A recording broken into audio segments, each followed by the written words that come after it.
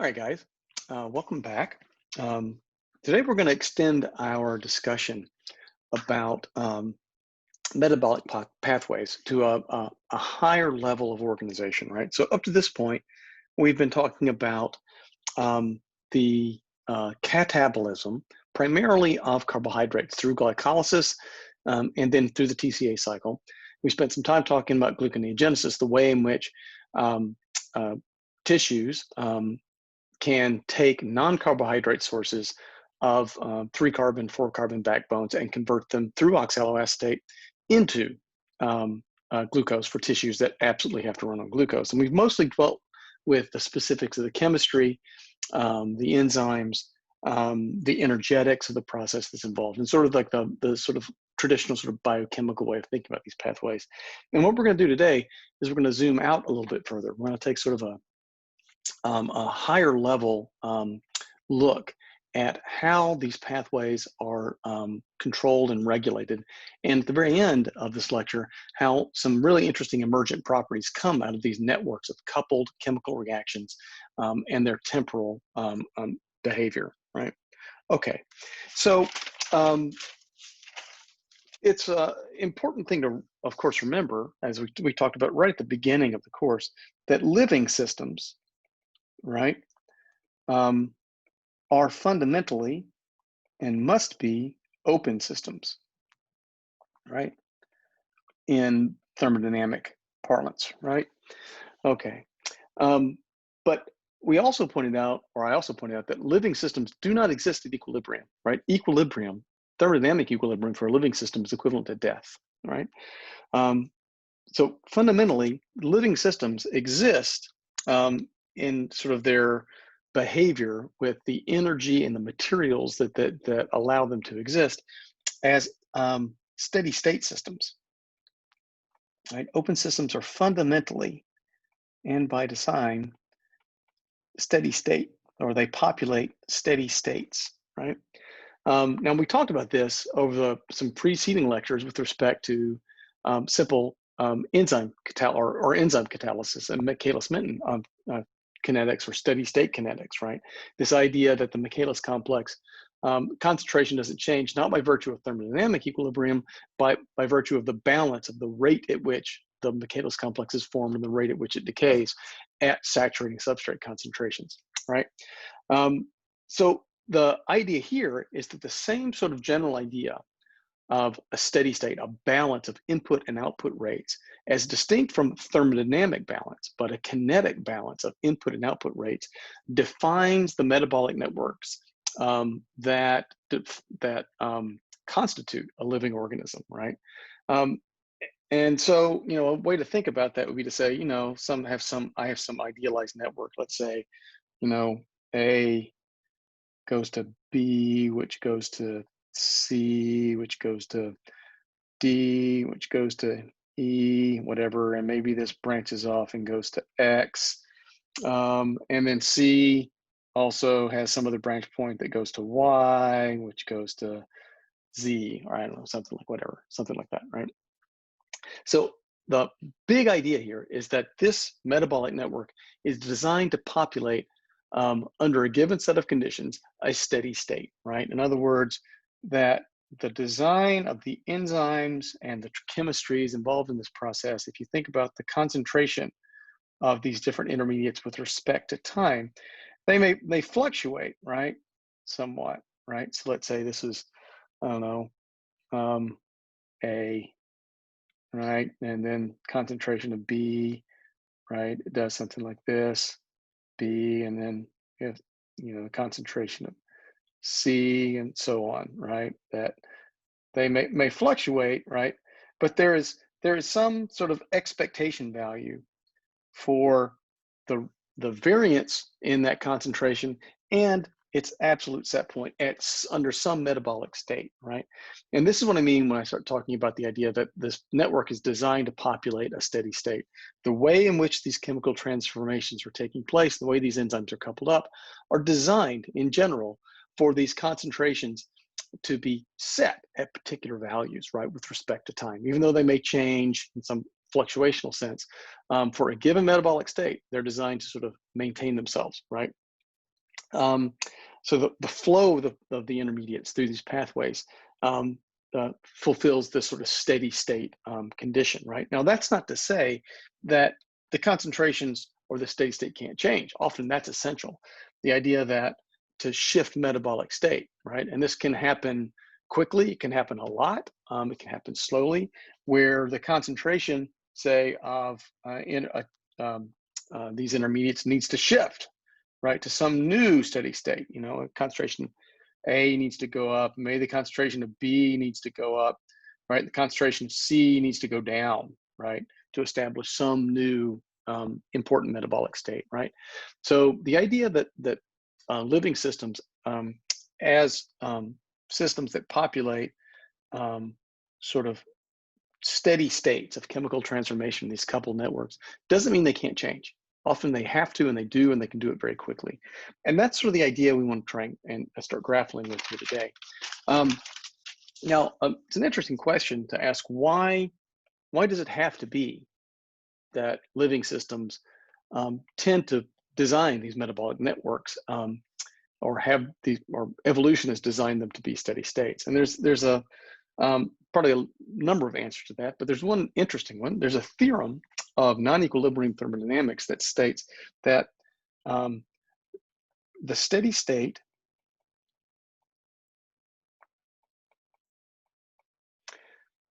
of any open system, right, and this is an important part, of any open system produces the maximum amount of useful work for a given expenditure of energy. All right, so living systems, by virtue of having to live in the real world, having to be open systems in order to exist, have to figure out the most parsimonious, most effective way in which to utilize the energy they have available to do the stuff they need to do, right? And there's this fundamental theorem of non-equilibrium thermodynamics that says the most efficient way, essentially, or the maximum amount of useful work an open system can extract from the energy available to it is to construct itself as a steady state, right? Okay, so another way to think about this is that steady states of open systems or living systems, steady state design of these pathways is the most thermodynamically efficient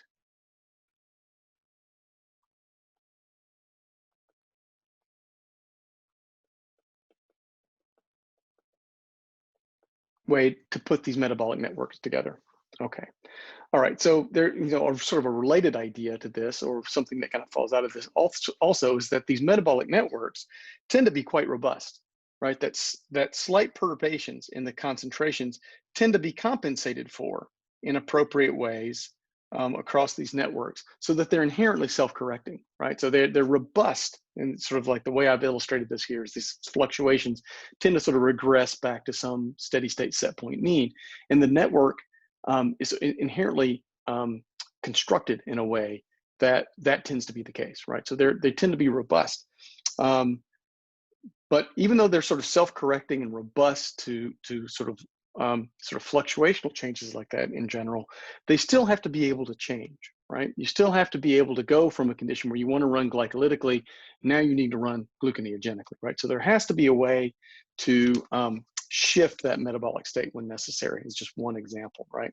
And in thinking about this, we sort of need to distinguish, or I like to distinguish, between two sort of big ideas here, right? And the first is the idea that we have to have some capacity for regulation. And when I say regulation, what I'm talking about is the ability to maintain a given steady state flow of metabolites. right? So another way to think about this would be regulation is sort of equivalent to, if you think about, say, your thermostat, right, in your house. Regulation is the property of that device. It's the feedback loops and temperature sensors that let it maintain within some fluctuational range the temperature, right? But the second idea, right, in addition to that sort of feedback system that keeps the temperature by turning the heat or the air conditioner on or off to maintain a given sort of value, is the ability to change that value, to change the set point state. And that is something that I have to refer to as control, right? And this is the idea that you have to have a way, you have to have an ability to change the set point, right?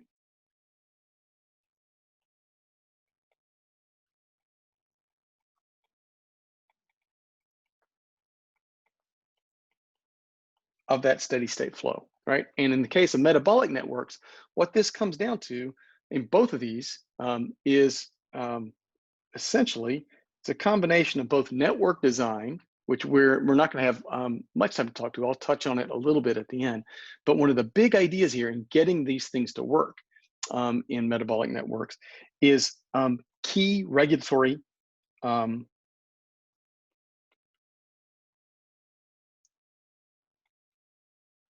control enzymes. Right? So there are key enzymes in these metabolic networks that are focal points for maintaining this sort of regulated flow, and there are aspects of the network design that help with that.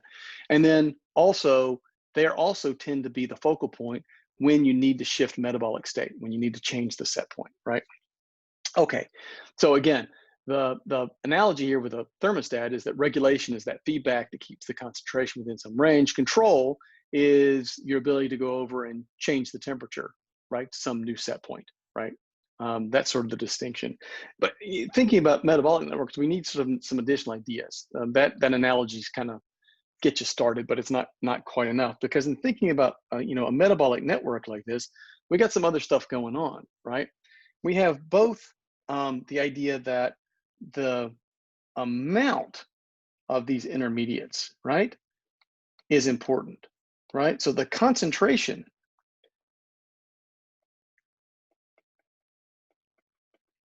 of these intermediates can be critical, right?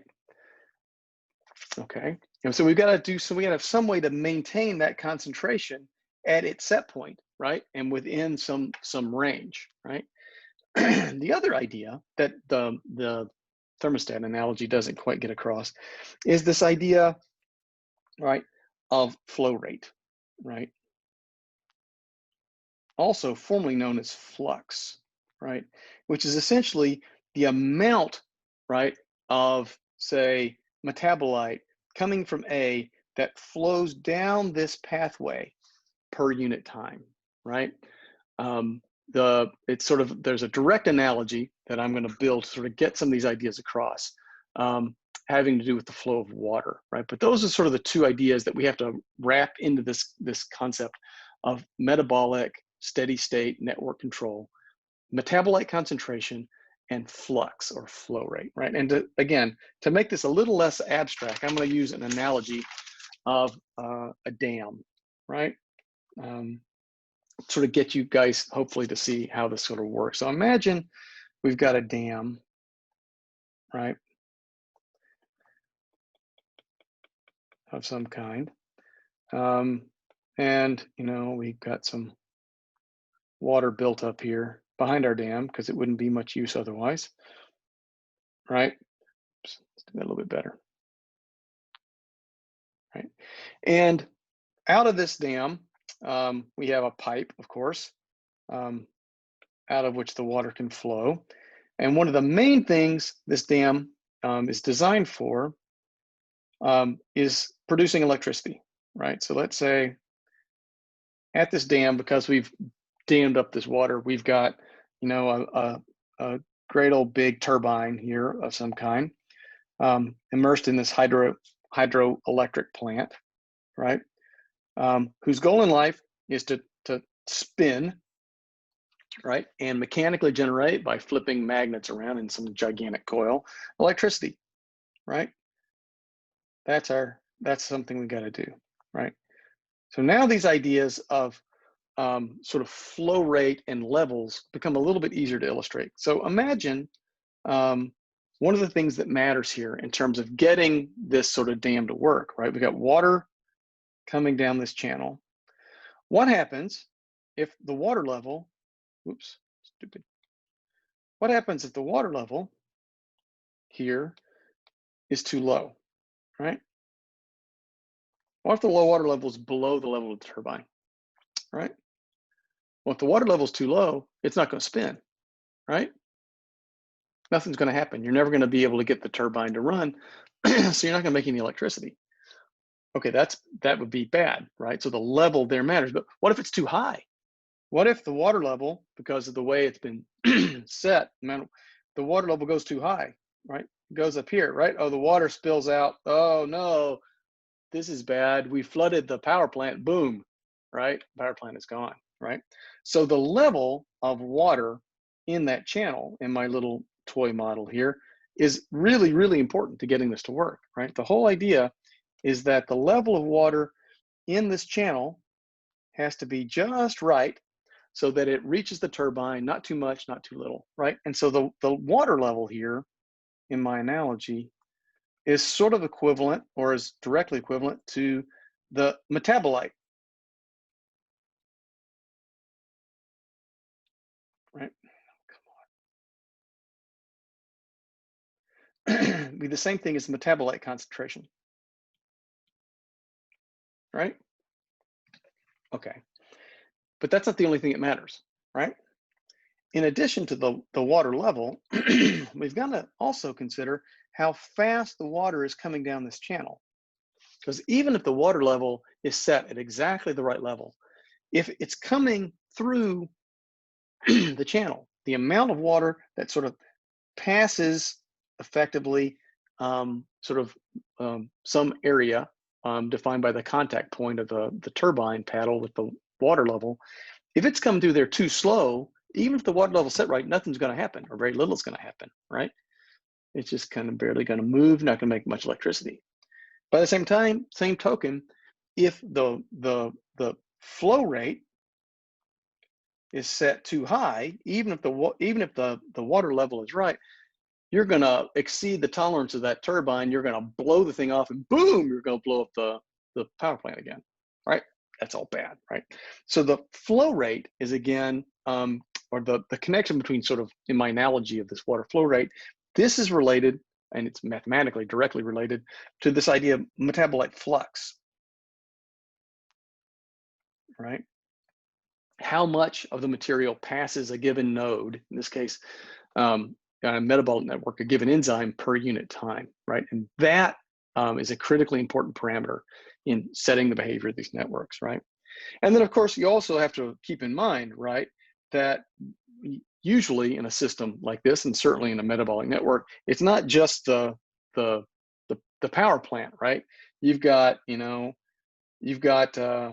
water supply is being drained off here to all kinds of other things, right? You got water going off to farms over here to grow crops. You've got water that's going to be, you've got water that has to be diverted in order to maintain, the cities over here, right? You got some city that needs water, right? And the demand for the water supply to all these other sources is all linked back to how much water you've got over here to work with and the other demands on the system, right? So there are feedbacks of all kinds from, say, a demand point here, right, of a city back to the dam. People are thirsty. We need some more water. Sewer's not running well. Oh, people are growing food. You got a feedback here. These guys are of course, going to interact, because you don't want to grow more food than you need for the population, right? So there's a feedback here.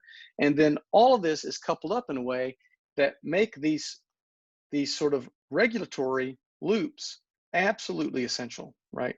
Being able to maintain the water level and the flow rate makes this whole system work. And you've got exactly the same set of problems where you have to match the supply and the demand, all as a function of time, in a really sensitive way in a metabolic network, right? Okay. All right. So in the next video, we're going to talk a little bit more about some of the general ways in which that is established based upon how enzymes that control these ideas of metabolite concentration and flux through the chemistry that they do, how those things get set.